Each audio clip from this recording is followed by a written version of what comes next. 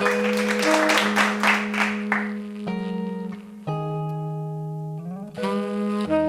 question you ask, who are you? And what is your name? Who were you before you came to this place? America makes it very difficult and very hard for you to answer this question. And this is a psychological warfare. Why it was meant for you to think this. It was meant for you to be tied up any time that you ask this question. It was meant. This was a very strategic question as it refers to slavery.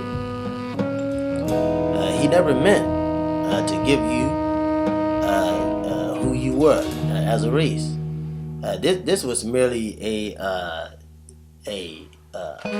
ploy to take you off guard. It's a ploy to take you off guard because he'd taken this thing away from you. And this is very important to remember.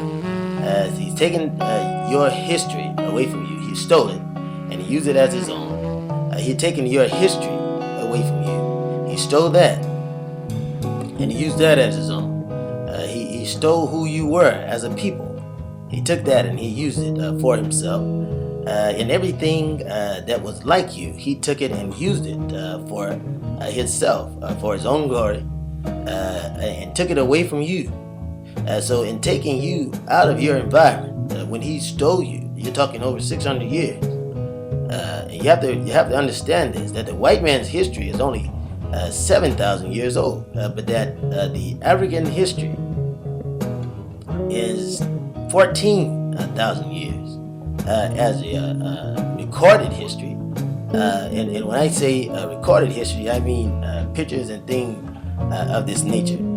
But he was strategic in putting you in slavery. He was strategic in helping you to forget who you were. He's strategic in dividing you, and he meant to do it. Why this was not a mistake. Why this was on purpose.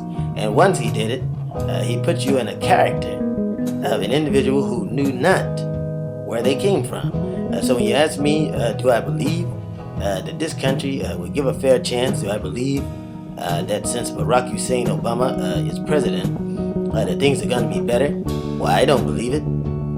I don't believe it no more today than I did when he became president, because I know that he has no power. And no president has any power. And so this is something that I'm convinced of. Because he has no power, he cannot direct the fate of this country. And anyone that thinks different is out of their mind. So I think that we, because he's president, we should fight even more in the revolution. And just go on. I'm all for stop jiving and bring it out front the way that it actually is. To bring it totally out front and stop jiving. We're going to go to war, let it be a physical war, and let us fight one another until there's no one left. But if we're going to work together in this country, then let's truly work together. Other than that, we are wasting each other's time if we don't do it this way. So I say that if America, white America, want the black man to believe, then the thing that he has to do is to stop killing us. He has to do it. He has a responsibility to stop killing us, stop hanging us around this country, stop beating us. And if you do that, then you won't have to worry about us being violent. But I believe that we should have the right to kill. Since they're killing us, why shouldn't we have the right to kill them? And so this is not racism. This is plain common sense. Why would you allow someone to come in your home and you kill you and you're praying for them? This makes no sense. When if someone comes in my home to take my family, they better be ready to leave their life. And that's what they're going to leave. And they're not leaving. They come, they're checking in, they're not checking out. You like the raid commercial. They're going to check in, but they won't check out. And so that's the thing that I believe. This is not violent. against his plain common sense.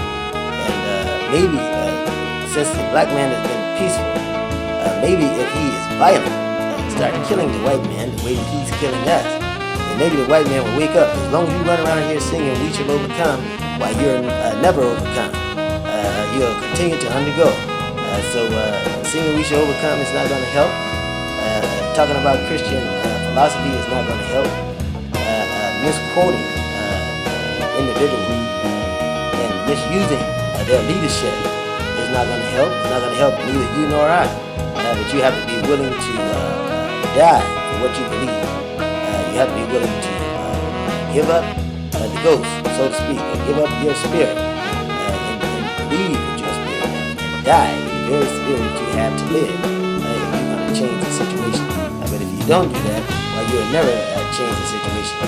You'll continue to be in this bondage. And I think that the black man should fight to get himself out of the bondage that he's in. And if this is a physical war, if it takes his physical life, then that's the very thing that he should do.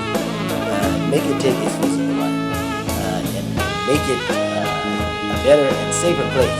And if his blood is the blood to plant the seed of freedom for his children, then I say go and die and go into battle with the faith and the belief that through blood, violence and bloodshed, not peace, because there is no peace.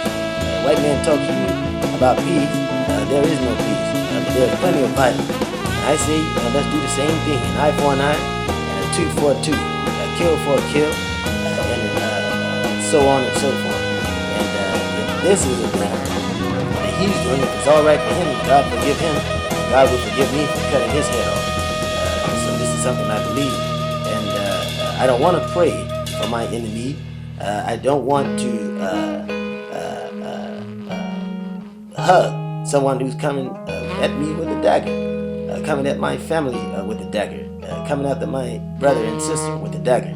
And when I say that, my brother and sister is every man and woman in the black race, in the Negro race around, every man and woman. So this is a convicted feeling that I feel, and that if God would forgive him for killing us, then he'll forgive me for killing them and others like me that are going to defend themselves, going to be men, going to stand like men and defend themselves like men.